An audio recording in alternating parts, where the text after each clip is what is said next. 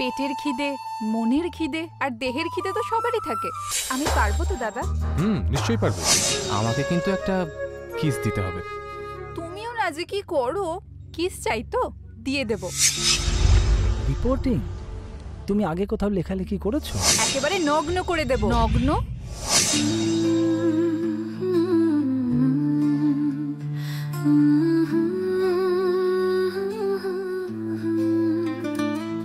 তুমি আমার মনের মানুষ, আমার জীবনের সুর, তোমার ছোঁয়া তোমার হাসি করে আমায় মুগ্ধ।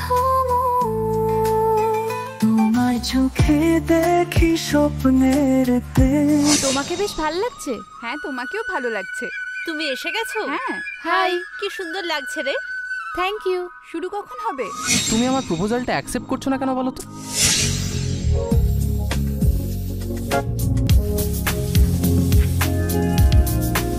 এইভাবে নগ্ন করতে গেলে না নিজেই নগ্ন হয়ে যাবি।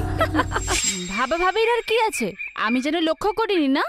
তুমি সেক্রেটারি হওয়ার পর থেকে আমার সঙ্গে দেখা করার একটুও সময় নেই না? বদলাতে চলেছে আমার জীবনের গতিপথ। আজকে আমি চাকরি পাকা করে এলাম, সাংবাদিকতার চাকরি। সাংবাদিকতার চাকরি? স্যার বললে কিন্তু খারাপ লাগে।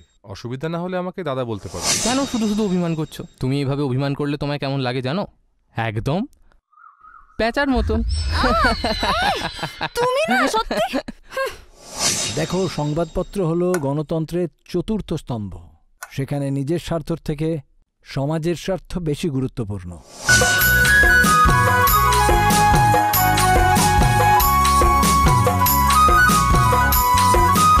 আর মন খারাপ করে থাকো না।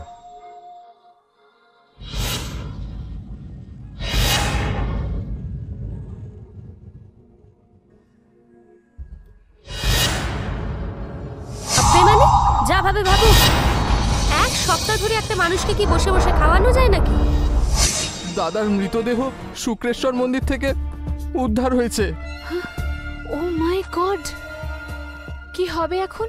এত তাড়াতাড়ি কি ব্যাঙ্গালোর থেকে ফেরা সম্ভব হবে নাকি? তুমি কি পাগল নাকি দীপালি? আমি পাগল হইনি। দেখ আপনার এই অহংকার কতদিন টিকে থাকে। আমরা সারা জীবন ভালো বন্ধু হয়ে থাকবো। আপনাকে আমার হৃদয় সর্বদা অমর করে রাখবো। তোমার ছোঁয়া বনে পড়ে রাত জেগে থাকা